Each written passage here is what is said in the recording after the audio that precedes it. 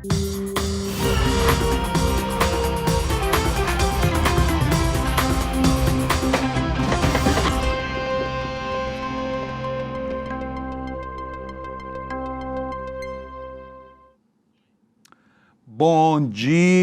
dia para você que está saindo da cama agora, se preparando para começar mais uma jornada, né? São 7 horas em ponto, hoje é dia 20 de agosto de 2025, faltam 13 dias para começar o julgamento de Bolsonaro e da fascistada responsável por aquela fracassada tentativa de golpe no Brasil. Portanto, o tempo está caminhando lentamente, mas estamos chegando lá. Só que durante os próximos dias nós vamos ver algo que o país nunca viu. Aliás, nós já temos visto coisas que o país nunca viu, como essa história toda das consequências da Lei Magnitsky, né? Que ontem derrubaram as ações dos bancos, especialmente do Banco do Brasil, que perdeu mais de 6% do seu valor de mercado. A soma dos prejuízos provocados pelo Bananinha e pelo Paulo Figueiredo no país, os traidores da pátria, já ultrapassa 72 bilhões de reais. O que é esse dinheiro? É o tombo no valor patrimonial das ações de ontem e também os 30 bilhões que o governo teve que alocar para atender emergencialmente os setores que foram pegos de surpresa pelas tarifas estapafúrdias decretadas por Donald Trump, né? Por isso, os dias vão ficar muito mais tensos a partir de agora, né? Existe uma contagem regressiva dos dois lados. Uma para que o julgamento chegue logo e acabe essa novela, cujo final ninguém sabe qual será, e outro no sentido de aumentar as pressões para que o final da novela não aconteça. Então são dois movimentos antagônicos, contraditórios, enquanto isso o Brasil vai se equilibrando aqui em fatos que deixam a gente assim perplexo com a falta de nexo aparente da realidade, né? Porque ninguém imaginava que uma situação esdrúxula como essa, um governo do país mais poderoso do planeta para perseguir um homem tocado por traidores da pátria, gente sem o menor valor, gente da qualidade dessa corja de Bananinha, Bolsonaro, Alan dos Santos, Paulo Figueiredo. Essa é a gente que está chantageando de uma maneira muito assintosa e atrevida o Brasil. As manchetes não param por aí. Ontem, um avião da CIA, sem matrícula, pousou em Porto Alegre. Pouso autorizado pelo governo brasileiro, o avião pertence ao governo dos Estados Unidos, né? Ao mesmo tempo, o Trump determinou que 3 navios da sua frota de guerra se encaminhassem para as proximidades da costa da Venezuela, né? Ao mesmo tempo, esse Trump ordenou que os militares norte-americanos usem força máxima contra o que eles consideram grupos terroristas, que seriam os cartéis de drogas, né? Que eles dizem que são grupos terroristas. Bom, o mercado financeiro caiu por conta dos efeitos da aplicação da Lei Magnitsky, né? E, inacreditável, na antevéspera da COP30, o CAD, o Conselho de Defesa da Economia, acabou com a moratória da soja no Brasil. Imagina só, essa moratória da soja, na verdade, impedia que áreas desmatadas depois de 2008 produzissem soja para exportação. O que vai acontecer em função disso? O Brasil, que já está tão matizado pelas denúncias de desrespeito ambiental, fica numa condição pior ainda. É ruim para todo mundo. Vai entender uma decisão como essa, né? E tem mais.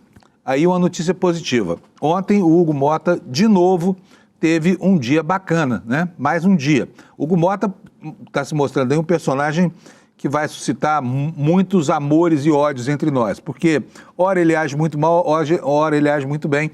E ontem ele manobrou lá no plenário da Câmara, deu um passa-moleque no bolsonarismo, conseguiu aprovar a urgência para votar o projeto anti-adultização, aquilo que o pessoal já está chamando de Lei Felca, né? E o que vai acontecer hoje, essa votação. Sabe como é que aconteceu isso?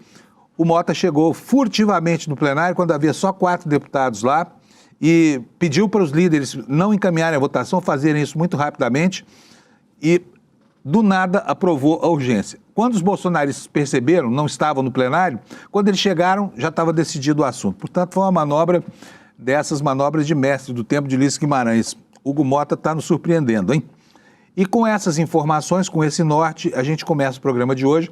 Vou dizer para vocês que daqui a pouco nós vamos ter uma conversa com a Débora Maganha, que é a nossa economista e apresentadora aqui do programa de economia do ICL, e ela vem para nos ajudar a entender o que está acontecendo no Brasil com relação à aplicação da Lei Magnitsky, que isso vai ser daqui a 40 minutos, tá bom? Enquanto isso, a gente vai passando aqui o noticiário. E saiu mais uma pesquisa da Quest. Lula continua ganhando terreno, a avaliação do governo continua melhorando, mas a percepção de que a economia está num movimento, num ciclo positivo, ainda não é fácil para o eleitorado brasileiro, tá? No entanto, é muito tranquilo enxergar nas conclusões desse levantamento a condenação da maioria estrondosa da população brasileira a atitudes como a do Bananinha e a dos bananas do time deles, né? Que são amplamente condenáveis por 70% da população. Vamos ver tudo isso aqui, eu vou ter que correr muito hoje para dar conta do recado aqui. Vou chamar logo o Alex. Bom dia, Alex. Cadê você, homem? O Alex feliz da vida. Hoje ele nem veio com a camiseta. Que camiseta é essa aí, Alex? Essa aqui é do Borussia Dortmund, lá da Alemanha. Eu tenho ela há um tempinho. Ela é uma das minhas da coleção de futebol. Panunzo, bom dia primeiramente para você e para todo mundo do chat. Vamos nessa, Panunzo. Bom dia para os palmeirenses, representados aqui pelo Alex, e pelos São Paulinos, né? Representado pela minha neta, Manu, que é São Paulina roxa desde que ela trocou o Corinthians pelo São Paulo. Mas conta aí para nós, Alex, como é que foi a noite de ontem? Então, Panunzo, a gente começou com um jogo primeiro que foi às 7 horas da noite, que foi entre Vélez e Fortaleza, e o Fortaleza foi eliminado, perdeu de 2-0 lá na Argentina e está fora da Libertadores. Já às 9h30 tivemos lá no Morumbi o jogo entre São Paulo e Atlético Nacional. O São Paulo já começou abrindo o placar aos 3 minutos com o André Silva, fazendo 1-0. Porém, Panunzo, eu acho que no segundo tempo o São Paulo entrou um pouco assim e o Atlético Nacional foi na pressão e conseguiu fazer o gol de empate de pênalti. Porém, teve um jogador expulso e a partida terminou 1-1. Como teve 0-0 lá na Colômbia, o jogo foi para os pênaltis e o São Paulo conseguiu a classificação ganhando de 4-3 nos pênaltis. O português Cedric fechou o resultado e o São Paulo está nas quartas de finais da Copa Libertadores e vai esperar o jogo entre LDU e Botafogo para analisar o próximo adversário, Panunzo. Muito bom. Ontem foi um jogo muito impressionante, né? 1-1 só no tempo regulamentar, como falou o Alex, e 4-3 nos pênaltis. E todo mundo saiu de lá encantado com o Rafael, o goleiro do São Paulo, né, Alex? Sim, lembrando que ele pegou o primeiro pênalti e fechou o gol, porque o São Paulo passou um sufoquinho no segundo tempo lá com o Atlético Nacional pressionando, tentando essa vitória fora de casa para essa classificação. Porém, o goleiro do São Paulo está em uma grande fase e conseguiu, além de fazer um ótimo jogo e também pegar o pênalti que iniciou a cobrança e deixou meio que o psicológico dos colombianos abalado, Panunzo. Muito bom.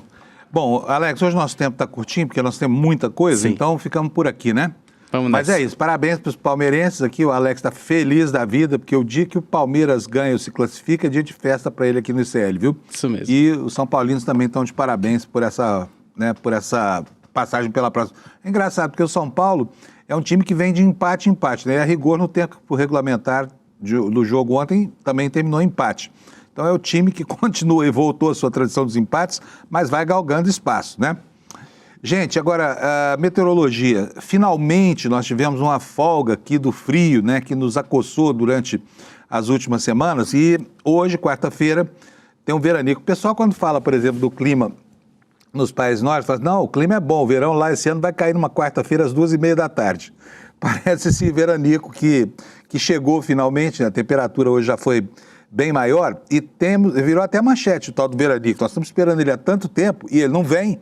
Dessa vez chegou. Vamos ver para a manchete, Alex, põe para nós aí. A veranico começa nessa quarta-feira com calor fora de época no sudeste e no centro-oeste.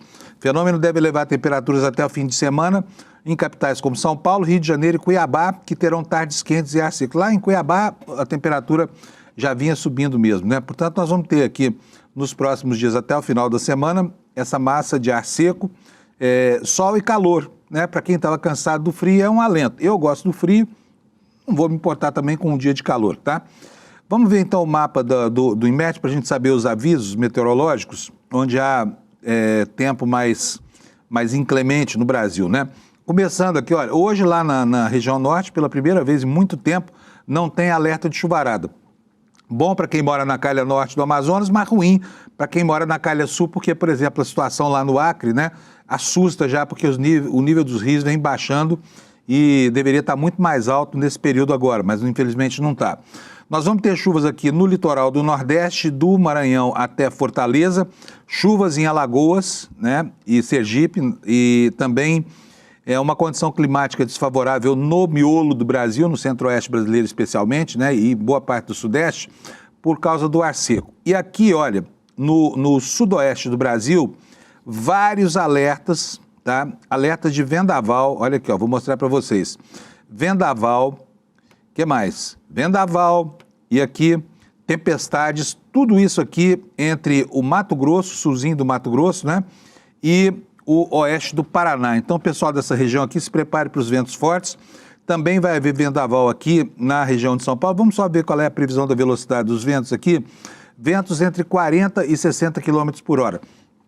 Para nós aqui em São Paulo, toda vez que aparece essa previsão no Instituto Nacional de Meteorologia, é um prenúncio de que nós vamos ter corte de luz, né? Porque a Enel, que é essa porcaria de distribuidora, não consegue fazer com que o sistema funcione quando acontece alguma ocorrência meteorológica. Pode ser um ventinho, um vendaval, um vendavinho, pode ser uma chuvinha, a cidade sofre muito. Então, pessoal aqui de São Paulo, que se acautele. Só que hoje é o seguinte, a previsão não é tão drástica assim, então o Inmetro está dizendo o seguinte, olha, rajadas de vento, não se abrigue debaixo de árvores, há risco de queda, descargas elétricas, não estacione próximo a torres de transmissão, obtenha informações junto à Defesa Civil. Os ventos variarão entre 40 e 60 km por hora, o risco de queda de árvores é baixo, tá? O pessoal ficar tranquilinho aqui. Hoje não vou falar das temperaturas, porque não precisa, está tudo dentro do normal, né, a temperatura subindo em todo o país, então vou passar para o noticiário, tá?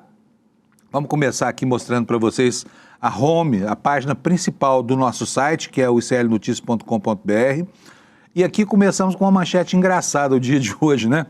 Porque o Malafaia, gente, esse homem não para de produzir factoides políticos, né? E agora, olha só o que a Juliana da Alpiva descobriu. Uma entidade neopentecostal, uma entidade supostamente religiosa, mas que se apresenta agora como uma manifestação política, né? Apoiou o Malafaia nessa história dele ser investigado pela Polícia Federal. Sabe quem é que controla essa organização? Basta ler aí na manchete. Ele mesmo, Bispo Malafaia. Bispo não, pastor, né? Bispo é aquele outro da calcinha de goiânia. Eu vou falar um pouquinho desse caso também. Eu não queria falar sobre isso não, mas vou ser obrigado, tá? Selecionei até um videozinho aí para você ver, porque essa história é uma história tragicômica, né? De um homem profundamente afetado pela própria sexualidade, que de repente teve que se explicar publicamente. E a cada vez que se manifesta, fica pior a situação para ele. Mas vamos lá, olha só. Então, a entidade que repudiou a investigação contra Malafaia é controlada por ele mesmo. Que beleza. O Malafaia escrevendo nota condenando coisas que o envolvem. A entidade evangélica que emitiu uma nota neste domingo condenando a inclusão do pastor Silas Malafaia em um inquérito da PF foi fundada e é controlada por ele mesmo, tá? Em nota assinada por 26 pastores, o tal CIMEB. CIMEB é Conselho Interdenominacional de Ministros Evangélicos, afirma o seguinte: não podemos aceitar tamanha perseguição que ultrapassa o âmbito político e atinge também a esfera religiosa. Agora, a verborragia desse pastor golpista virou um problema religioso, né? Eu queria entender qual é a relação que tem Jesus e o Novo Testamento, até o Velho Testamento, com a guerra política em que esse homem se meteu. E desde quando investigar alguém que está coagindo um poder brasileiro é um problema religioso, né? Desde quando? Mas vamos lá, a CIMEB falou o seguinte, olha, a CIMEB foi fundada em 2001 e é presidida por quem? Adivinha? Não vou nem falar o nome, você já sabe, tá? Documentos mostram que contatos da instituição junto à Receita Federal são da editora Central Gospel. De quem é a Central Gospel? Ele mesmo, Silas Malafaia. O endereço fica na Taquara, na zona oeste do Rio de Janeiro, onde funcionam as empresas do pastor e também a AVEC, que é a igreja dele, Associação Vitória em Cristo, braço beneficente da igreja, né? E tá aqui, olha, o CNPJ, o cartão do CNPJ da empresa, né? Mostrando aqui, olha, enfim, os dados coincidem. A estrada do Guerengue, né? Na Taquara. Enfim, endereço eletrônico é jurídico@editoracentralgospel.com. Alguma dúvida de que seja o Malafaia escrevendo sobre si mesmo, né? Com a nota, evidentemente, assinada por outras pessoas que não ele. 26 pastores, né, amigos de longa data de Malafaia, é o caso do pastor Cláudio Duarte, líder do Ministério Projeto Recomeçar, de Duque de Caxias, figura frequente em eventos organizados por Malafaia. Esse Duarte é também um dos principais autores publicados pela editora do pastor, né, a editora Central Gospel. Outro amigo de Malafaia é o conferencista Jabes Alencar. Outro caso é o pastor Michel Abud, da Igreja Embaixada do Reino de Deus de Santa Catarina. Os dois figuram juntos nas investigações da Operação Timóteo, na qual Malafaia foi indiciado por lavagem de dinheiro em 2016, lavagem do dízimo lá, né? Será que não é pecado não, hein? Lavar dinheiro que é oferta de igreja? Então tá aqui para vocês. Juliana Dalpiva sempre assim, olha, com a informação na ponta do dedo, né, para servir para a gente aqui essas coisas que tem um bocado de humor, né? Porque não dá para qualificar. O cara funda a entidade para escrever nota a favor dele mesmo, né? Gente, grave mesmo foi o que aconteceu ontem no mercado financeiro, tá? Isso não é alegoria, não é brincadeira, é muito sério. Nós vamos dar um tratamento severo aqui para o assunto no jornal de hoje, porque ele merece, você precisa ficar bem informado sobre essa conspiração, né, da fascistada brasileira, das piores almas desse país aqui, que estão usando, manipulando um país que é um país absolutamente poderoso para tentar fazer com que o golpe que o Bolsonaro tentou dar e não conseguiu seja terceirizado agora pelo Lula, para constranger o Supremo Tribunal Federal, usando para isso o quê? A indignação da população brasileira. Mas não vai dar certo, tá? Preciso dizer para vocês, porque a população brasileira já percebeu qual é o movimento, isso aparece na pesquisa da Quest, que nós vamos conhecer daqui a pouquinho, tá bom? Mas os bancos brasileiros ontem perderam uma fortuna na Bolsa de Valores. Perderam por quê? Porque o valor das ações caiu pouco mais de 2%, só que algumas instituições, como o Banco do Brasil, tiveram uma queda significativa de até 6%. E por que o Banco do Brasil? Porque o Banco do Brasil está no centro das preocupações de todo mundo. É uma empresa de economia mista, né, com o controle acionário da União, mas é uma empresa que opera também nos Estados Unidos. E aí fica a dúvida, se o governo americano conseguir aplicar a Lei Magnitsky na prática contra instituições que têm relações com o ministro Alexandre de Moraes, o Banco do Brasil pode ser desconectado da rede SWIFT, né? Pode ser desconectado, mas já há uma manifestação dos diretores dessa rede SWIFT de que a Lei Magnitsky não se aplica dessa forma. Vamos aguardar, porque tem muito desdobramento ainda possível.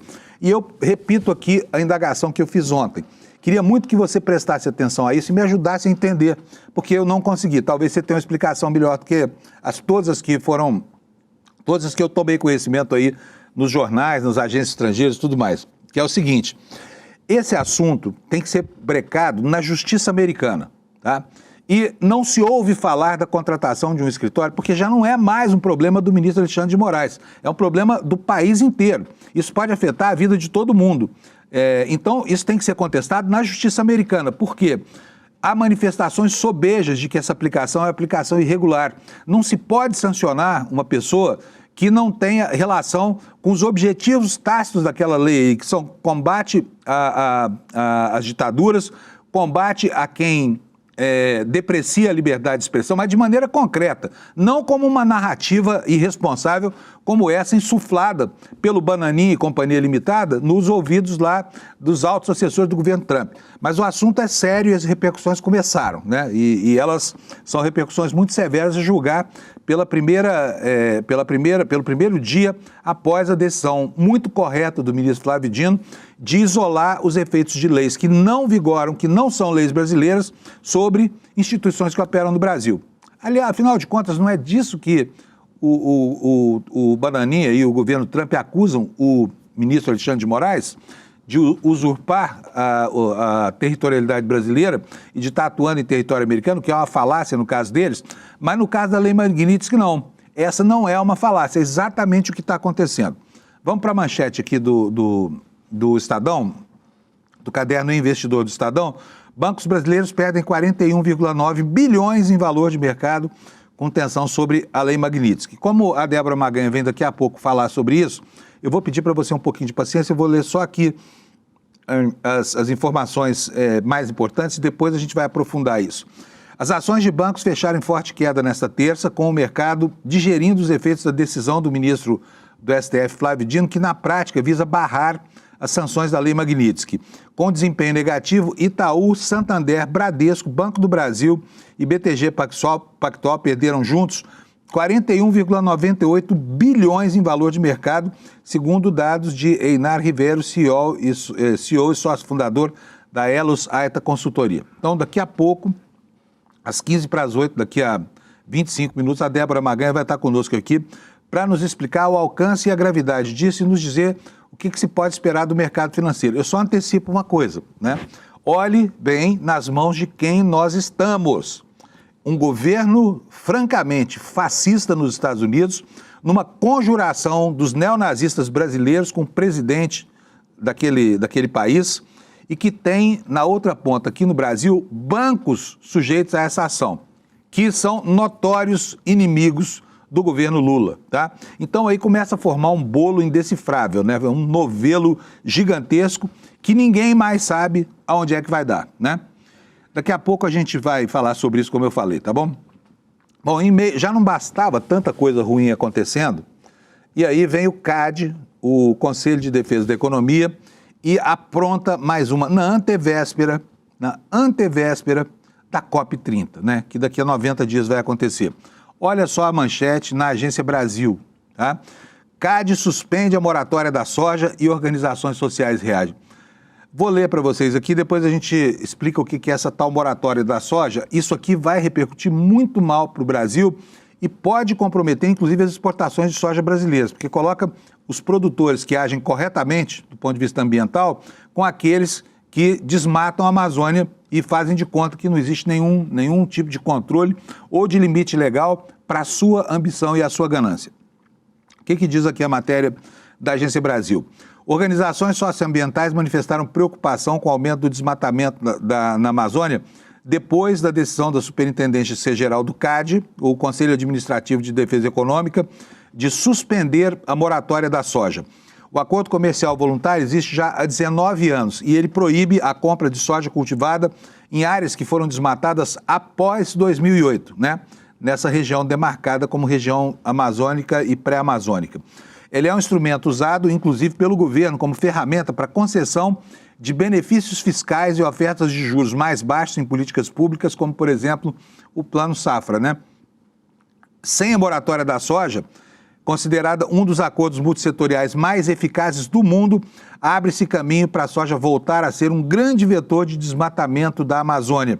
E isso enterrará qualquer chance de o Brasil cumprir as suas metas climáticas, disse a coordenadora de florestas do Greenpeace Brasil, Cristiane Mazetti. Segundo os integrantes das organizações, esse acordo nunca representou nenhum tipo de entrave ao crescimento da produção na região amazônica, que registrou um aumento de 344% entre 2009 e 2022. Por outro lado, a redução de 69% do desmatamento do bioma no mesmo período demonstra a eficácia dessa moratória da soja. De acordo com a Superintendência Geral do CAD, a decisão é uma medida que viabilizará a investigação prática de cartel de compra por agentes de grandes tradings. Isso é uma desculpa de aleijado, né? Porque, obviamente, aí, quer dizer, vem a Abiov, que é a entidade que moveu o lobby para conseguir essa decisão do CAD, e acha que está ganhando com isso. É óbvio que não está ganhando com isso. Outras entidades, né, como por exemplo a ProSoja, já disseram que isso é uma coisa muito ruim que está acontecendo. Mas a reportagem da Agência Brasil explica de onde é que veio a pressão para mudar essa coisa toda. Pressão ruralista. A autarquia ligada ao Ministério da Justiça e Segurança Pública informou que a suspensão teria sido motivada por uma representação encaminhada pela Comissão de Agricultura, Pecuária, Abastecimento e Desenvolvimento Rural da Câmara dos Deputados. A decisão de suspender, de deixar de aplicar essa moratória da soja, tá? Essa comissão, a Comissão de Agricultura da Câmara, que é o ninho do agronegócio lá no Congresso, aponta uma possível prática de cartel organizada por empresas ligadas à Associação Brasileira das Indústrias de Óleo Vegetal, essa Abiov a qual eu me referi, e a Associação Nacional dos Exportadores de Cereais, a ANEC. O documento apontava que os signatários da moratória da soja teriam acordado em não adquirir grãos de produtores com áreas cultivadas em regiões desmatadas do bioma amazônico após 2008, o compromisso particular firmado entre empresas do setor aplica-se exclusivamente à soja, não abrangendo outros tipos de cultivo, por exemplo, o milho, né? Então está aqui o registro de algo que, se podia ser ruim, não podia vir em hora pior. Se a intenção do CAD era realmente criar um clima mais adverso para uma CAD onde o Brasil cedia e ainda está numa posição de cheque, né? Isso aconteceu por força do CAD brasileiro. E, repito, nem os produtores de soja dessa área de exclusão gostaram dessa história toda, tá? Resta saber por que esses conselheiros do CAD foram tão sensíveis aos argumentos da multibilionária Abiov e do lobby que ela move.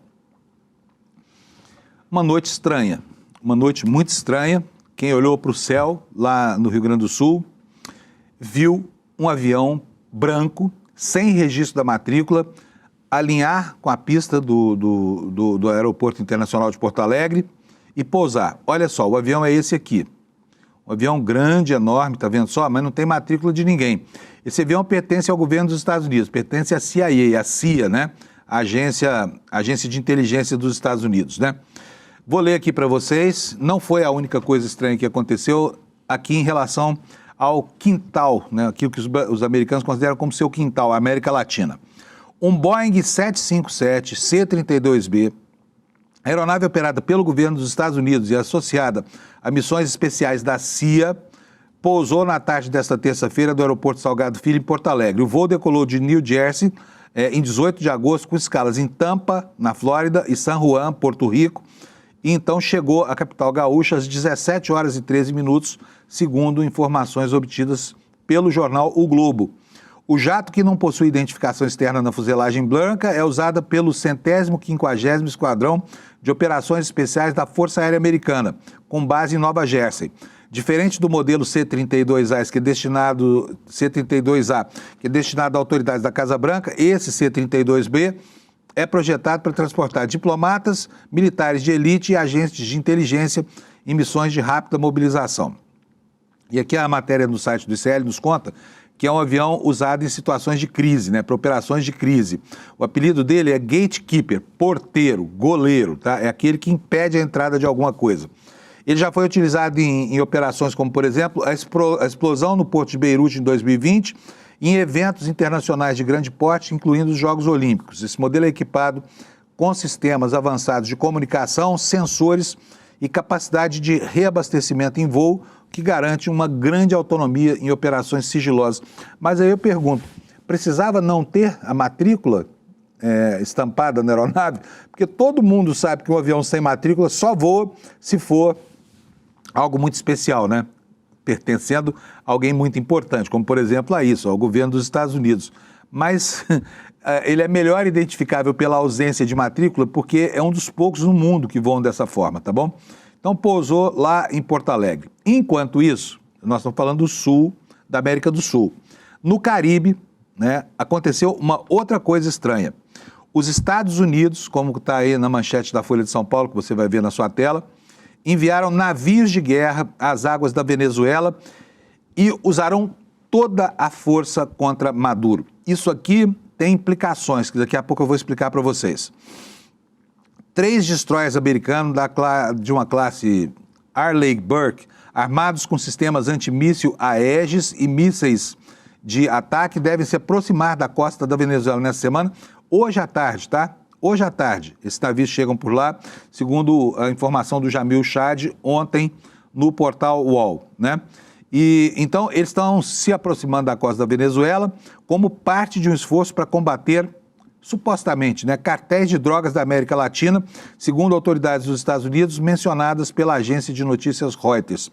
Em paralelo à movimentação, o porta-voz do governo americano, a porta-voz Karoline Leavitt, afirmou nesta terça-feira que o país usará toda a força contra o regime do ditador venezuelano Nicolás Maduro. O presidente Donald Trump, disse ela, está preparado para usar toda a força americana com o objetivo de impedir que as drogas inundem o nosso país, além de levar os responsáveis à justiça. O regime de Maduro não é um governo legítimo, é um cartel narcoterrorista, afirmou ela. Isso vai dar uma confusão gigante.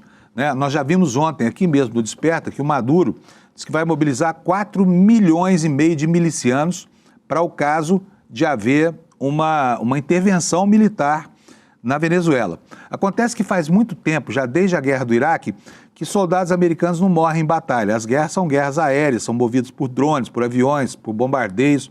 Então, a ocupação de um território é improvável.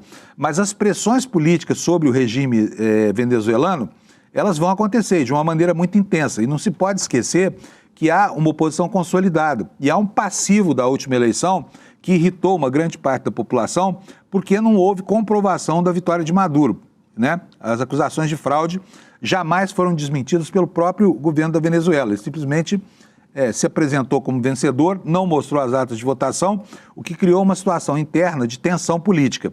Agora imagina com navios se aproximando, navios de um governo muitíssimo poderoso que qualificam a Venezuela como sendo uma narco-república, que é o que está acontecendo lá. E isso tem uma conotação de gravidade para todos os outros países latino-americanos, mas para o Brasil especialmente, não só porque o Brasil tem uma grande fronteira terrestre com a Venezuela, mas também porque o Brasil está na bola da vez dos Estados Unidos. E essa é uma operação que não constrange somente os venezuelanos, constrange também os brasileiros, que somos nós aqui, porque são os Estados Unidos, né, demonstrando categoricamente que estão dispostos a fazer o uso do hard power para desestabilizar regimes e provocar câmbios políticos, que é esse o objetivo dessa operação. Eu, pessoalmente, não acredito que o Trump vai tentar invadir a Venezuela para derrubar o Chávez, mas ele pode criar instabilidades políticas, como pode criar aqui dentro do Brasil também, com essa história de lei Magnitsky, né? A matéria da Folha ressalta aqui que na última semana a imprensa americana já havia informado que os Estados Unidos colocariam 4.000 fuzileiros navais e marinheiros nas águas próximas da América Latina e do Caribe. Uma autoridade ouvida pela Reuters sob a condição de anonimato confirmou o número, detalhou que se trata de um processo que deve se desdobrar por vários meses. Segundo o funcionário, o plano é que os militares atuem tanto em espaços aéreos quanto em águas internacionais. Logo no começo do seu mandato, em fevereiro, Trump classificou o cartel de Sinaloa do México e o grupo Tren de Aragua da Venezuela como organizações terroristas estrangeiras. O governo ainda prometeu intensificar a fiscalização migratória contra supostos integrantes das gangues. E agora, o governo americano também pressiona o Brasil a qualificar da mesma forma como grupos terroristas os cartéis do crime organizado do Brasil, por exemplo, PCC, Comando Vermelho, Amigo dos Amigos, essa miríade de organizações de criminosos aí que estão se transformando num mote político para uma intervenção dessa natureza, né? Que é uma intervenção política feita com toda a força. Ocorre que a imprensa americana está começando a discutir até que ponto essa empreitada pode ser bem sucedida, tá? Esse aqui é o jornal New York Times de hoje. E essa aqui é uma matéria engraçada porque esse assunto recebeu pouquíssimo destaque nos dois maiores jornais americanos. De qualquer forma, no New York Times eu encontrei essa matéria aqui falando sobre as ordens de Trump, né? E o que é que elas vão representar. O que nos diz a matéria? O Trump assinou secretamente uma diretiva ao Pentágono para que comece a usar a força militar contra cartéis de drogas latino-americanos que o governo dos Estados Unidos considera terroristas, de acordo com pessoas familiarizadas com o assunto. A decisão de envolver o exército americano nessa luta é a medida mais agressiva até o momento na crescente campanha do governo contra esses cartéis, ou supostamente contra os cartéis, que podem ser só, como eu disse, um mote político para uma intervenção de natureza geopolítica e ideológica, né?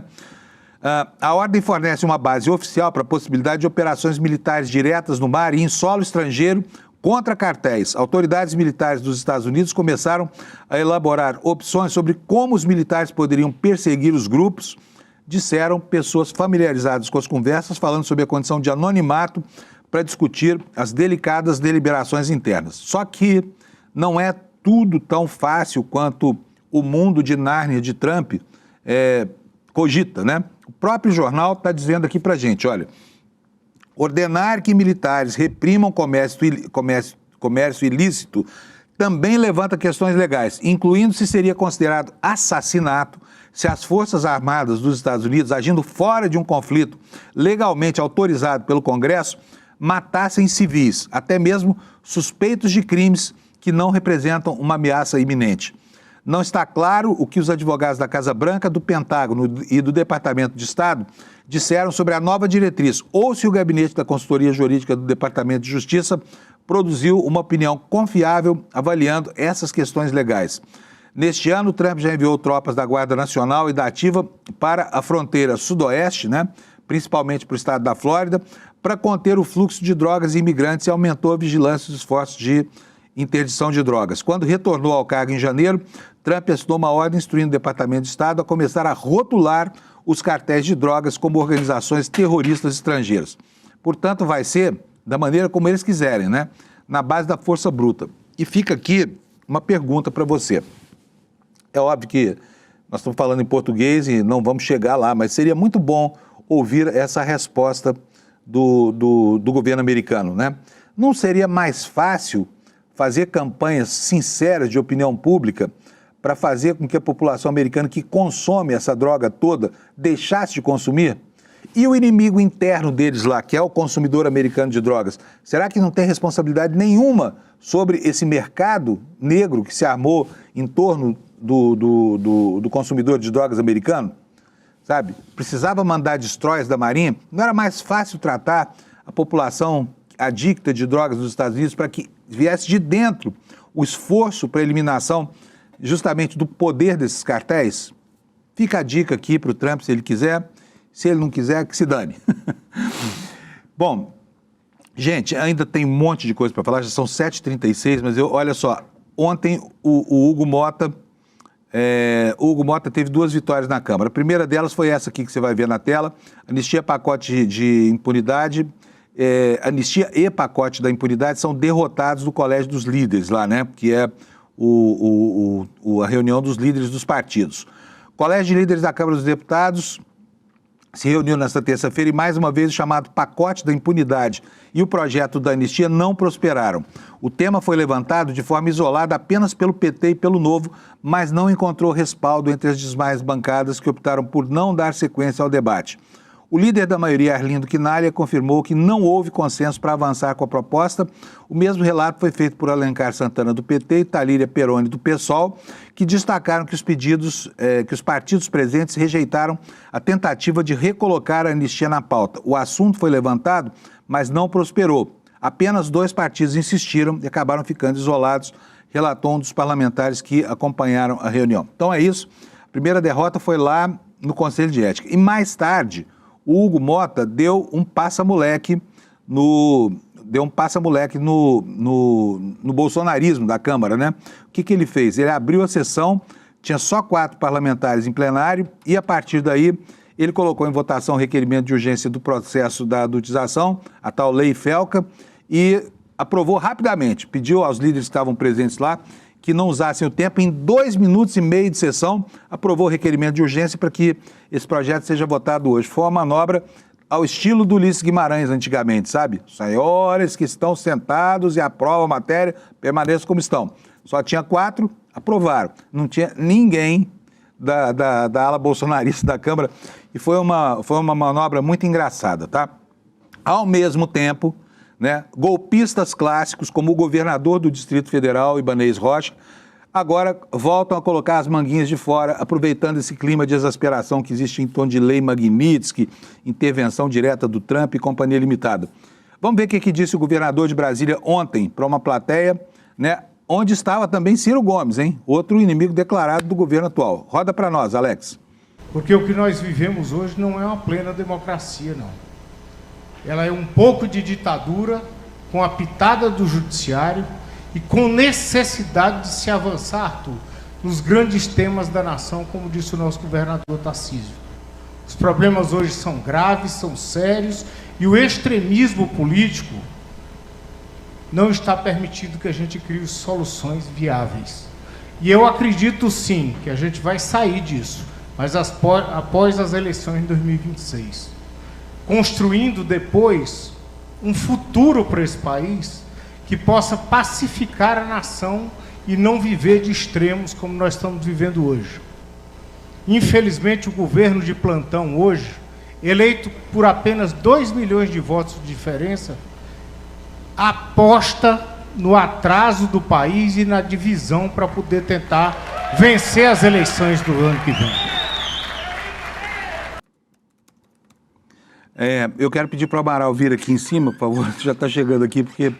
Pede para o Amaral vir aqui, por favor, para mim, porque caiu o meu retorno aqui. Estou sem retorno, eu vou precisar dele para falar com a Débora daqui a pouco. Que é assim, viu, gente? A gente resolve tudo no ar mesmo, porque não tem como, né? Vamos dar um pouco de risada sobre um assunto que é sério, tá? Eu fico morrendo de pena. Eu vi isso acontecer nesses dias, fiquei tentado a falar sobre isso aqui, mas acho que tem assuntos que dizem respeito à vida sexual, à vida pessoal, né? E isso não é objeto de interesse jornalístico. Mas acontece que esse caso está tomando áreas assim que precisam ser mostrados, porque o Brasil é um país hoje que permite às pessoas fazerem o que bem entender. Nós somos uma democracia, inclusive na área dos costumes, nós estamos muito bem posicionados, né? E hoje, sim, é possível ser gay e ser feliz no Brasil. Mas tem gente que não sabe disso e usa uma máscara de reacionarismo e de moralismo para cobertar a sua postura. Eu estou me referindo àquele bispo de Goiás que foi flagrado de calcinha e peruca loira, veio a público acompanhado da mulher para dizer que estava participando de uma investigação para buscar endereço. Isso foi no primeiro dia. Ele apareceu de peruca e calcinha preta. Aí apareceu um segundo vídeo, o mesmo pastor, de calcinha azul. E agora apareceu um terceiro vídeo. Parece que a investigação do endereço do pastor é sobre toda a planta de endereço de Goiânia. Vou mostrar para vocês isso aqui. Olha, é uma situação que inspira respeito, tá? Principalmente pela carga de preconceitos que ela suscita, né? Alex, mostra pra gente, por favor. Aparece aí, pastor, né? Aparece de calcinha e peruca loira. E ele diz que ele está nas ruas de Goiânia, dessa forma aí, travestido, e ele não admite que estava fazendo o que estava fazendo, né? E já foi flagrado 3 vezes nessa situação e continua repetindo. Então, estou mostrando isso só para dizer para vocês que eu me compadeço desse personagem. Deve ser uma pessoa extremamente infeliz. E isso, tudo certo aqui, Alex, e isso deve ser muito complicado, né? Uma pessoa não se sentir à vontade, ter que vestir uma máscara como essa, para quê? Para o exercício da plena sexualidade. Então, eu quero lembrar aqui para os bolsonaristas, outra vez, tá? Não tem problema nenhum, gente. A vida sexual não é problema meu, nem seu, nem de ninguém. O que é ruim é perceber que as pessoas têm um bloqueio, né? Uma capa, assim, de moralismo tão cínica, hipócrita, que elas não conseguem se posicionar. Imagina a dor desse senhor, da família dele, né, ao verem essa identidade secreta revelada dessa forma, tá?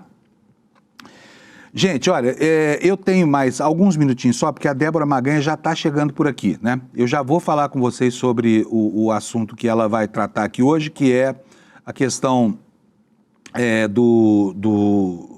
dos efeitos da Lei Magnitsky, mas eu preciso mostrar para vocês aqui também a pesquisa da Quest, que saiu hoje, e ela tem algumas coisas bastante interessantes. Quero rapidamente, Alex, quero só mostrar para vocês, vou botar aqui na tela, nós vamos ver muito rapidamente isso aqui, senão não vai dar tempo de conversar com a Débora. Olha, aprovação ao governo Lula. Tá aí, Alex? Pode botar na tela se tiver. Entrou em modo imprimir? O que significa isso, modo imprimir? Enfim, tá aí, ó, voltei de novo. Tá aí na sua tela, não? Bota no ar, só para eu ver o que é, para eu ver como é que corrige aqui. Beleza. Vocês vão ver aqui no meu back-office aqui do PowerPoint, tá? O que diz aí esse primeiro slide? Olha só, repare que a partir de maio desse ano, a curva azul aí de baixo começa a apontar para cima, né? Fechando a boca do jacaré. E a curva vermelha em cima, que é a da desaprovação, começa a caminhar para baixo. A diferença entre os que aprovam e os que desaprovam o governo Lula, que chegou a ser de 15 pontos lá em março, agora diminuiu, é de apenas 5 pontos. Próximo slide. Deixa eu ver se eu consigo consertar isso aqui, Alex, porque não tem cabimento a gente apresentar dessa forma. Agora vai dar certo. Vamos lá. Deu certo aí, né? Não deu certo não, mas vai ficar dessa forma mesmo. Então vamos lá. A avaliação do governo Lula caminha... a avaliação negativa decrescente chegou a 39 pontos, partindo lá de 43 e de 31 e subiu de 26 para 31. Portanto, ele ganhou 5 pontos, ao mesmo tempo em que a avaliação negativa decresceu 4 pontos, né? O que é bom para o governo Lula. Próximo slide. O governo Lula está melhor ou pior do que o governo Bolsonaro? 43% acham que está melhor e 38% acham que está pior. Portanto, nesse mês, inverteu essa curva, né? Porque até o mês passado, até maio passado, aliás, essa avaliação era desfavorável para o governo Lula, que tinha 44% de pior aqui nesse quesito, e o governo Bolsonaro era considerado melhor. Bom, vamos lá para o próximo slide. Brasil está indo na direção certa ou na direção errada? Aqui a percepção da população ainda não acolhe o que nós vamos ver em seguida, tá? Olha, só 36% acham que o Brasil está indo na direção certa e 57% acham que está indo na direção errada. Ocorre que os que acham que o Brasil caminha na direção certa subiram de 32 para 36, portanto, o governo Lula ganhou 4 pontos aqui, e a desaprovação, ou seja, os que acham que o Brasil está indo na direção errada, deixaram de ser 61% e passaram a ser 57%. Sobre a avaliação da economia, 46% acham que a economia piorou, mas 30% acham que ela ficou do mesmo jeito e 22% acham que ela melhorou, tá? Sobre se está mais fácil ou mais difícil conseguir um emprego hoje do que há um ano. Ainda aqui, a sensação de que a dificuldade é grande é prevalente, tá? 55% acham que é mais difícil conseguir um emprego hoje, 34% acham que é mais fácil. O preço dos alimentos, tá? 60% continuam achando que os alimentos subiram, mas já foram 88%, tá? E os que acham que caiu subiram de 8% para 18%, né? Portanto, há uma queda de 22% na percepção da carestia e um aumento de 10% na percepção de que as coisas ficaram mais baratas, né? Sobre o tarifaço, o que diz a pesquisa? 66% dos brasileiros achavam em julho que a carta de Trump, que sabiam da carta de Trump, né? Hoje são 84% que sabem sobre essa carta de Trump, só 16% não sabem, antes eram 33%.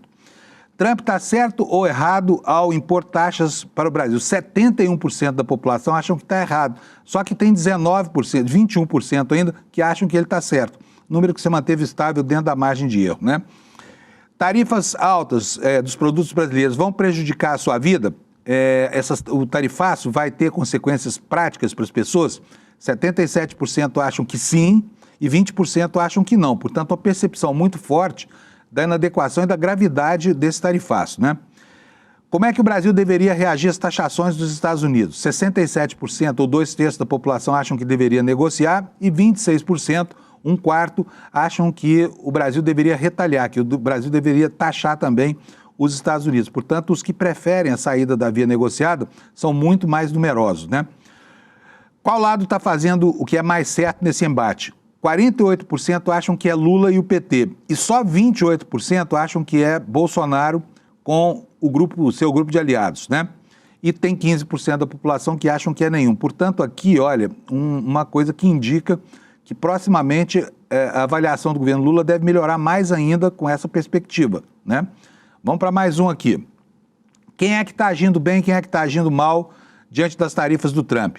44% acham que é o Lula, que está agindo bem, 24% dizem que é o Tarcísio, 19% que é o Ratinho e o Haddad. Se somar o Lula com o Haddad aqui, dá 77% de avaliações positivas, tá bom? Lula está aproveitando essa situação para promover?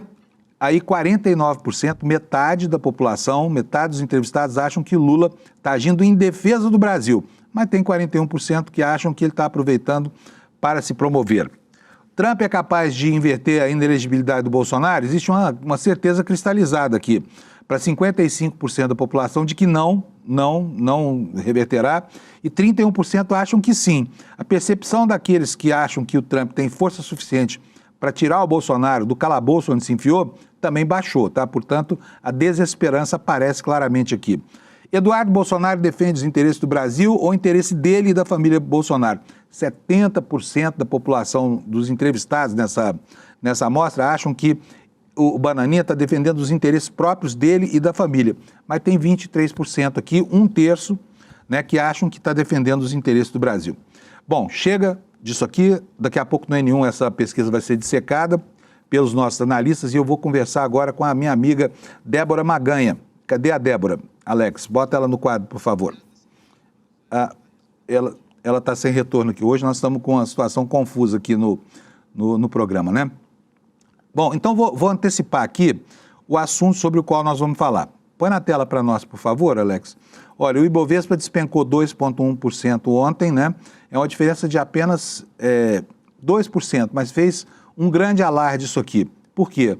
Porque ontem foi precificado, né, foi precificada a interferência dessas ações do governo Trump em benefício dos traidores da pátria e da família Bolsonaro como causa do que aconteceu ontem. E não foi pouca coisa, tá? Essa pequena diferença de 2,10 representou uma perda de valor patrimonial para os bancos brasileiros de 42 bilhões de reais. É muito, muito dinheiro.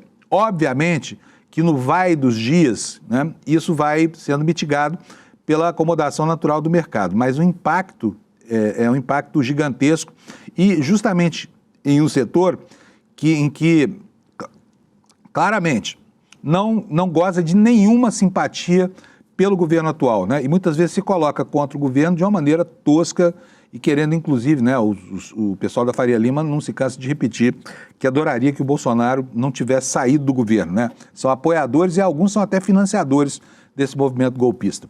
O que diz aqui? O Ibovespa fechou com uma forte baixa nesta terça-feira, caindo 2,10%, encerrando o pregão aos 134.432 pontos. Foi a segunda maior queda do ano desse indicador. O movimento foi liderado pelas ações do setor financeiro, com destaque para o Banco do Brasil, ON, que recuou 6,03%, seguido por quem? Santander e B3.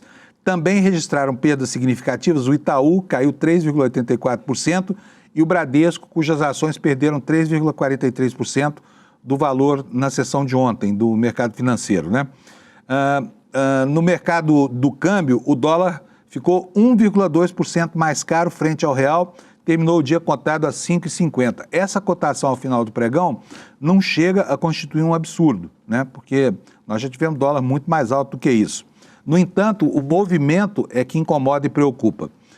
O tombo do índice, segundo agentes do mercado, diz aqui a reportagem do ICL, refletiu o aumento da aversão ao risco após um novo desdobramento no campo político.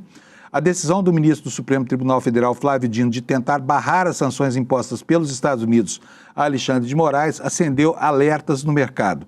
A interpretação do famigerado mercado é de que a decisão de Dino pode levar o Supremo a aplicar punições às instituições que acatem as sanções aplicadas pelos Estados Unidos contra Moraes. Além disso, os investidores interpretaram o gesto como um sinal de um possível recrudescimento nas relações diplomáticas entre Brasil e Estados Unidos, o que elevou a percepção de instabilidade institucional.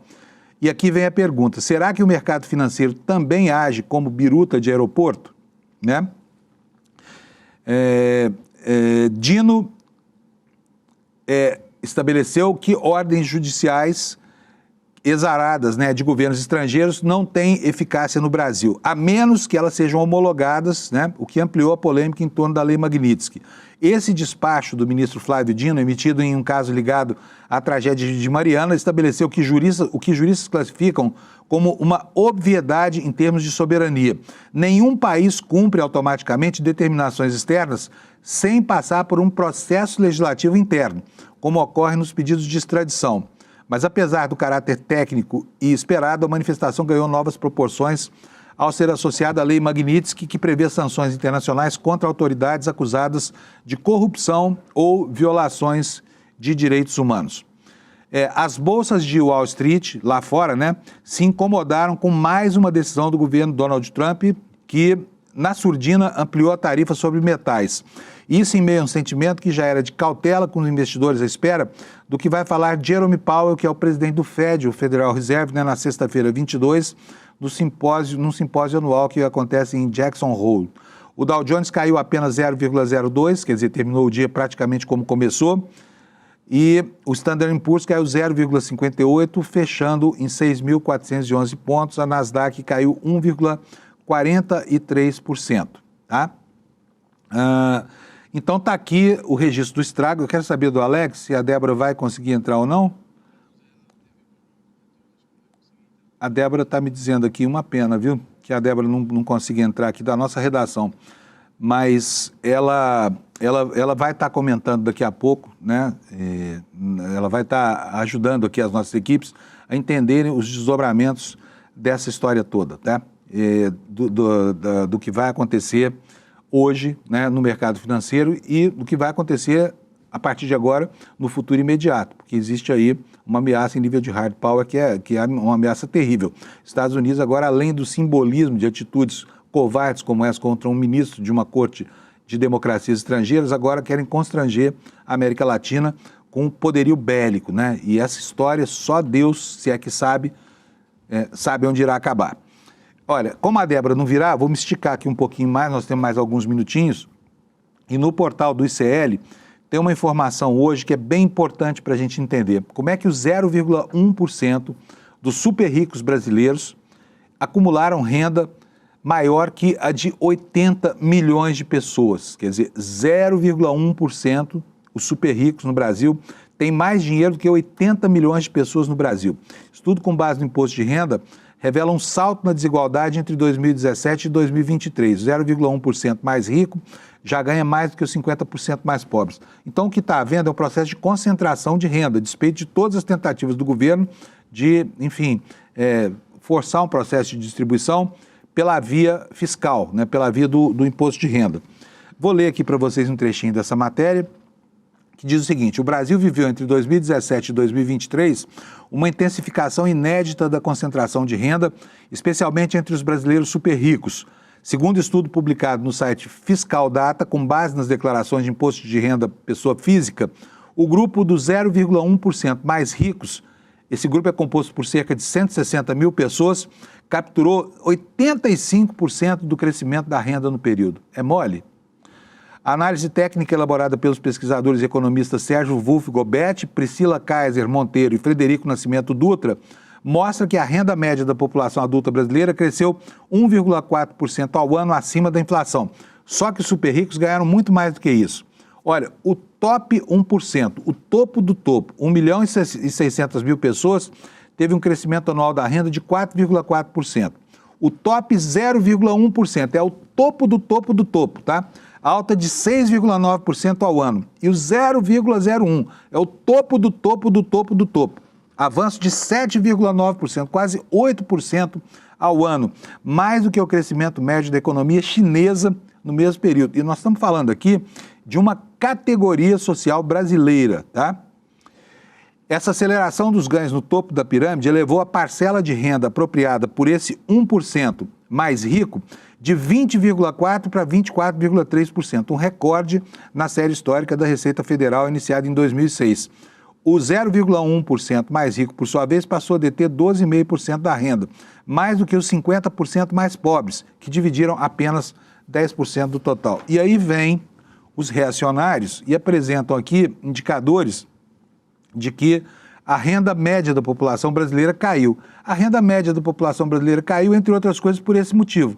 Só ganha mais no Brasil hoje quem já ganhava muito, né? Para todos os demais, é uma situação de inferioridade na hora da divisão do bolo. Aquele bolo que o Delfim Neto, no tempo da ditadura, falou que era preciso deixar ele crescer para depois dividir. A fase do crescimento chegou, a da divisão, no entanto, não. O populacho foi excluído, né, da mesa desse bolo, que está sendo comido pelos mesmos de sempre em fatias cada vez maiores, tá bom? Gente, vocês estão vendo aí essa bagunça na geopolítica global, né? Os Estados Unidos se transformando num território de barbárie institucional, né, com a derrocada evidente da democracia daquele país. E você se pergunta assim, mas o que está acontecendo com o planeta? Deixa eu dizer uma coisa para você, é algo que já estava descrito e previsto, inclusive teorizado, em obras de muito fácil assimilação, de fácil leitura, como esse livro que aparece aqui embaixo, olha, Como as Democracias Morrem, tá bom? Aqui está Como Salvar as Democracias, que é o título da aula que a gente vai oferecer aqui gratuitamente no dia 28 para você que faz parte da nossa comunidade aqui ou que assiste os programas do ICL, né? Então, é muito importante entender o que isso significa E ninguém melhor para explicar do que os autores da teoria, né? Os autores do livro Como as Democracias Morrem. O Levitsky não vem, mas o Daniel Ziblatt, que é professor de Harvard, vai conversar com o Eduardo Moreira, vai dar uma aula para a gente explicando como os anocratas ou os autocratas deste mundo usam as franquias da democracia para erodir, para detonar a própria democracia. Vai ser uma aula espetacular. Eu não vou perder e acho que você que se interessa, né, que está se sentindo, né, mordido por essa situação toda, não deveria perder também. Para participar é muito simples, você entra aqui no despertaicl.com.br e aqui você pega o seu convite, é de graça para todo mundo, não precisa ser colaborador do CL nem nada. A sua parte disso é só ir assistir a aula, porque eu tenho certeza absoluta que depois dessa palestra do Ziblatt, a sua visão de mundo vai ficar muito melhor do que é agora, nesse momento, porque esses caras têm a chave teórica do que está acontecendo conosco. E o que ele vai falar para vocês é algo muito importante de entender. Então, despertaicl.com.br. Se você quiser buscar seu convite agora, por favor, aproveite esse intervalo que vai acontecer entre nós aqui no Desperta e o N1, porque nós vamos falar mais uma vez sobre isso aqui com o Eduardo Moreira, tá bom? Quero desejar para vocês um bom dia, uma boa quarta-feira. Eu volto aqui dentro de 23 horas, às 7 horas da manhã da quinta, para ver o que sobrou deste mundão velho de guerra. Tchau, obrigado pela sua audiência. Em 2024, milhares de pessoas de todo o Brasil se reuniram para um encontro memorável.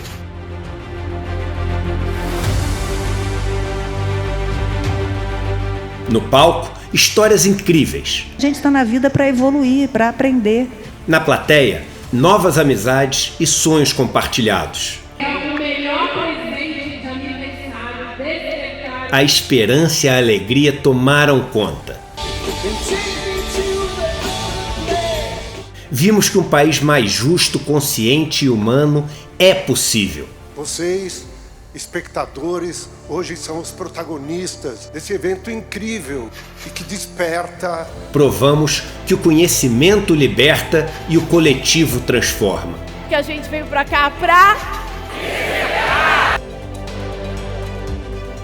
Nós não precisamos ser médio, nós podemos ser grande, mas nós precisamos sonhar junto para ser grande. Mas esse foi só o nosso primeiro passo.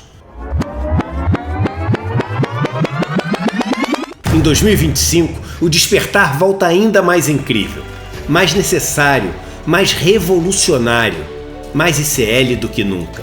Estaremos juntos para enfrentar um dos momentos mais difíceis de nossa geração. Chegou a hora de pôr a mão na massa, conspirar e agir, de se unir a milhares de pessoas que acreditam que chegou a hora da mudança e que ela só depende de nós. Despertar 2025, a revolução necessária. Vive esse encontro histórico com toda a comunidade CL.